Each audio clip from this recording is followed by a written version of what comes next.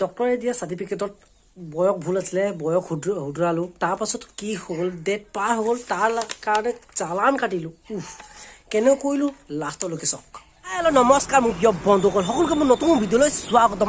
আপোনাৰ সকলোকে জানে যে মোৰ দেউতা ঢুকালে আজি 20-25 দিনমান হৈ গ'ল।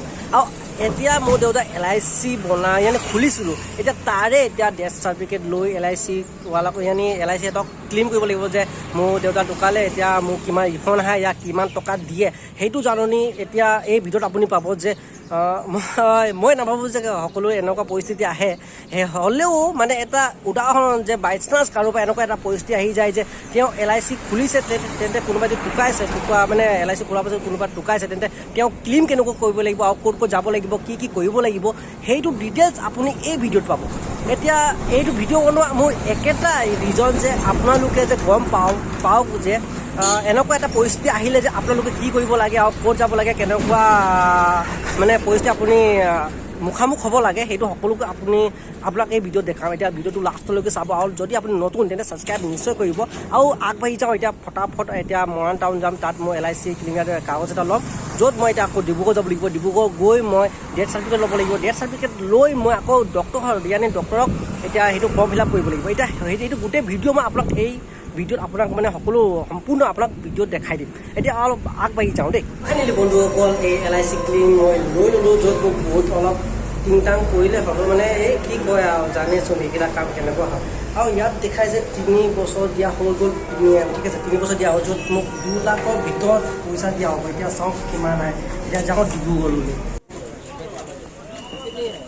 আমি আহি পাই গ'লোঁ আৰু আকৌ এইটো দিয়া হ'ল, কিয়নো 21 দিনৰ ভিতৰতে ডেথ চাৰ্টিফিকেট ওলোৱা হয়। যদি 21 দিনত যদি পাৰ হৈ যায়, তেন্তে আপোনাক চালান এটা ভৰিব লাগে। সেইটো চালানৰ মই ভিতৰত গ'লোঁ, তেওঁক অহা যোৱা খৰচ বুলি ক'লে 600 টকা।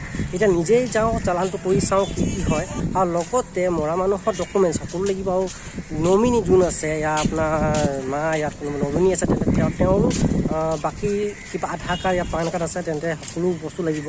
এতিয়া আগত চাওঁ, চালানটো কৰি চাওঁ, আৰু GS কেইটামান কৰিব আছে সেইকেইটা কৰি লওঁ, আৰু বাকী আগত কি হ'ব সেই সকলো আপোনাক জনাই আছোঁ। এই খকুৱাটোৱে এতিয়া খাব ধৰিলে ফুচকা, মই খাব নাপায় আৰু চাই লওক। এবছৰলৈকে বাহিৰা বস্তু বন্ধ মোৰ কাৰণে। আৰু আহিছোঁ ক'ত, এয়া চাই লওক ক'ত হয় এইটো। ইয়াত এতিয়া চালান এটা বনাব লাগে, কিয়নো ডেট পাৰ হৈ গ'ল, 21 দিনৰ ভিতৰত বনাব বুলি কৈছিলে। সেইকাৰণে এতিয়া ডেট পাৰ হোৱাৰ কাৰণে আকৌ এতিয়া চালান এটা বনাব লাগিছে। এতিয়া কিমান পইচা ল'ব ওপৰলৈ পোৱা নাই, আৰু মোৰ লগতো বেছি পইচা নাই, কি কৰোঁ চাই লওক। বন্ধুসকল, চালান কাটিলোঁ, য'ত তেওঁলোকে 600 টকা বুলি কৈছিলে, ইয়াত মই 140 টকাত কাটিলোঁ। তাৰমানে মোৰ বাচিলে 460 টকা বাচিলে। তাৰমানে 50 টকা তেল বুলি ক'লে, আৰু 400 টকা এটা বাচিলে। এতিয়া আপুনি নিজে ক'ত আহি কৰিবনে তাত দালাল ধৰিব, সেইটো নিজৰ মৰ্জি আৰু। এটা কথা সম্পূৰ্ণৰূপে মনত থ'ব যে আপোনাৰ যিটো বয়স, সেই বয়স সঠিকভাৱে দিব। য'ত আপোনাৰ আধাৰ কাৰ্ড চাইহে আপুনি বয়স সঠিক দিব। যদি আপোনাৰ বয়স অলপো ভুল হৈছে ইয়াত মানে ডেথ চাৰ্টিফিকেট ওলাবৰ কাৰণে, তেন্তে আপুনি দৌৰি ভাগৰি যাব। কৈছোঁ না, মই এতিয়া আকৌ অফিচত আহিছোঁ, আকৌ ওলাই গ'ল। আকৌ এতিয়া LIC চাব লগা হৈছে যে বয়স শুদ্ধ আছেনে নাই, কিমান বয়স আছে। তাৰপাছতে আকৌ ইয়াত নতুন বয়স এটা আকৌ এটা কাগজ এটা ওলাব লাগিব। ক'ব এটা মনত হ'ব, বয়স সম্পূৰ্ণৰূপে সঠিক থ'ব, আৰু 21 দিনৰ ভিতৰতে আপুনি ডেথ চাৰ্টিফিকেট ল'বলৈ যাব। যদি আপোনাৰ দেৰি হয়, তেন্তে চালান কাটিব, পইচা ভৰিব লাগিব। ফাইনেলি বন্ধুসকল, বয়সটো চেঞ্জ কৰিলোঁ। তাৰপিছত আকৌ জমা দিব আহিলেতো বন্ধ। এই কাউণ্টাৰ নম্বৰ 5 হয়, এইটো কাউণ্টাৰ নম্বৰ 5 হয়, য'ত আপুনি ডেথ চাৰ্টিফিকেটৰ কাৰণে ডক্টৰক ফিল আপ কৰিব লাগিব। সেইটো এতিয়া লৈ আহিছিলোঁ, নাই, ডক্টৰে নাই। আৰু কিমান দেৰি লাগিব নাজানো দেই। ভোক লাগি টানাম হৈ গৈছে, কিন্তু অকল ৰাতিপুৱাৰ পৰা পানী, বাহিৰা বস্তু খাব বন্ধ হয় যে, খাব নালাগে বুলি কৈ দিছে, যেতিয়া অকল পানীয়ে খাই আছোঁ।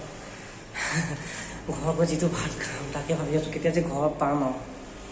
কোনোবা মহাপুৰুষে কৈছিলে এটা কথা সঁচা, হস্পিটেল আৰু পুলিচ এই দুটা ঝঞ্ঝাটত কেতিয়াও পৰিব নালাগে। মোৰ নিচিনা ৰখা হয়। ফাইনেলি বন্ধুসকল, ৰাতিপুৱাৰ পৰা অকল 2টা কাম হৈছে, আৰু ইয়াত আহিতো বন্ধ দেখিলোঁ। এতিয়া এজনক সুধিলোঁ যে তেওঁ একেবাৰে কালিহে খুলিব, আৰু এইটো তাৰমানে আজি অকল 2টা কাম হ'ল, আৰু বাকী 2টা কাম কালি হ'ব। আৰু কিমান কাম আছে ময়ো ক'ব নোৱাৰোঁ। মই ভাবিছোঁ আৰু 2টা কাম থাকিব লাগে, কিন্তু আৰু থাকিবও পাৰে, চাব পাৰে গোটেই বন্ধ, কোনো নাই, অকল মই এটা ৰুমত বহি আছোঁ। আৰু কি কয়, আপোনালোকৰ 3টা বাজিলে আৰু গোটেই অফিচ বন্ধ, য'ত অলপ লেট হৈ গ'ল। ইয়ানি আপুনি এটা কথা মনত হ'ব, যেতিয়া আপুনি হস্পিটেললৈ আহে ৰাতিপুৱা বহুত সোনকালে আহিব, যাতে আপোনাৰ সকলো কাম হৈ যায়। মই 10টা বজাত ওলাইছিলোঁ ঘৰৰ পৰা, ইয়াত আহি পাওঁতে 11টা, চাৰে 11টা বাজিছিলে। ইয়াত লগভগ 12টা বাজিছিলে। 12টাৰ পৰা কাম কৰি 3টা বাজি গ'লে 3 ঘণ্টাত অকল 2টা কাম সম্পূৰ্ণ হৈছে। আৰু লগতে যোনটো মোৰ ডক্টৰৰ মোৰ ছিগনেচাৰ লাগিছে, লগতে ফিল আপ কৰিব আছে ডকুমেণ্টছটো, সেই ডকুমেণ্টছটো ফিল আপ নহ'ল। এতিয়া তাৰ কাৰণে আকৌ কালি আহিব লাগিব। আকৌ কালি কি হ'ব ক'ব নোৱাৰে, কালি অলপ সোনকালে আহিম। চাই থাকিব। লগতে আজিৰ কাৰণে বাই বাই, গুড নাইট।